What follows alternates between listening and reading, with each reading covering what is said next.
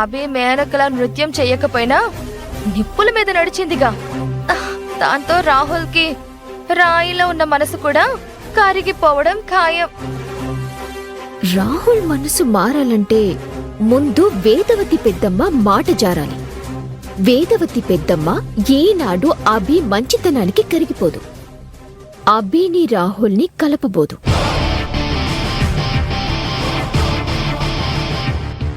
మనం వేదవతి పెద్దమ్మని మన గ్రిప్లో పెట్టుకుంటే చాలు. రాహుల్ కూడా మన గ్రిప్లో ఉన్నట్టే. పదండి, వేదవతి పెద్దమ్మతో మాట్లాడదాం. పదండి. లే వదినా. వదిలేండి, నాకేం కాలేదు. పద.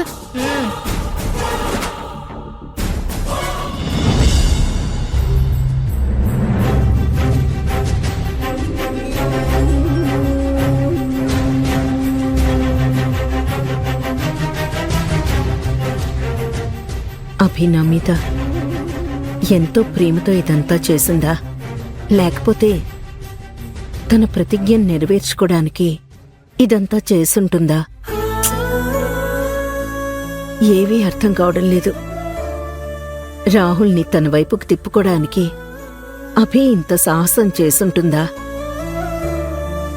అభికింత సాహసం చేసే ధైర్యం ఎలా వచ్చింది?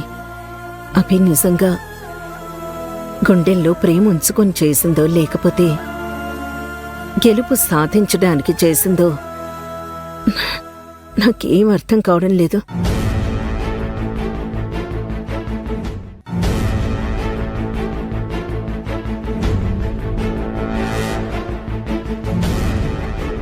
అత్తయ్యా. ఏంటమ్మా? అత్తయ్యా, నాకు చాలా భయంగా ఉందత్తయ్యా. ఎందుకమ్మా కేతన? అభి మిమ్మల్ని రాహుల్ని తన వైపుకు తిప్పుకోవడానికి ఎన్ని నాటకాలు ఆడుతుందో చూస్తున్నారు కదా.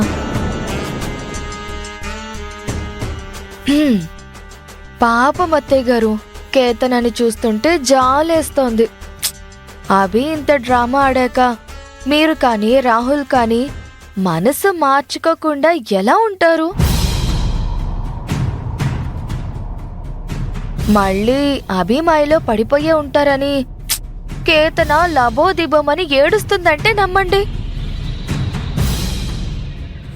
పెద్దమ్మా, అభి మిమ్మల్ని రాహుల్ని నమ్మించటానికి ఇంత పెద్ద నాటకం ఆడుతుందని అస్సలు అనుకోలేదు. ఆ అభిది నాటకమో నిజమో నాక్కూడా తెలీదు ఐరేంద్రి. కాని మమ్మల్ని నమ్మించడానికి, తన దారికి తెచ్చుకోవడానికి ఇంత సాహసం చేసిందంటే నమ్మలేకపోతున్నాను. చూసారా అత్తయ్య, మీరు కూడా అభి చేసిన పనిలో ఎంతో కొంత మంచి వెతకడానికి చూస్తున్నారు. అంటే దానర్థం అభి మీకోసం ఎంతో కష్టపడిపోయిందని మీరు నమ్ముతున్నట్టేగా. అభి మీద మీకు కూడా కొంచెం కొంచెం ప్రేమ కలుగుతున్నట్టే కదా. చచ్చ, అదేమీ లేదమ్మా. అభి వల్ల మంచి జరిగిందో చెడు జరిగిందో పక్కన పెడదాం.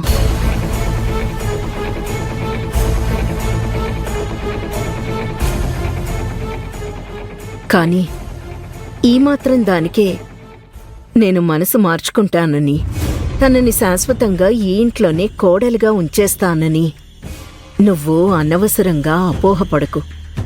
జరిగేవన్నీ చూస్తూ ఉంటే అపోహలే నిజమయ్యేలా ఉన్నాయి అత్తయ్య.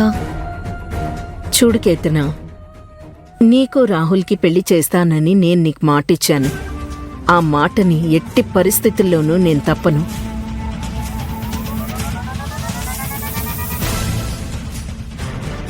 నిజానికి అభిని ఈ క్షణమే పంపించేయాలని నాకు ఉంది. కాని అభి తనకి తానుగా ఓడిపోయి వెళ్ళిపోతేనే మీ ఇద్దరి పెళ్లికి ఎలాంటి ఆటంకమూ ఉండదు. 7వ రోజు జరిగేది కూడా అదే అనుకో. కాని నీ సంతృప్తి కోసం రేపట్నుంచే పెళ్లి పనులు మొదలు పెడతాను.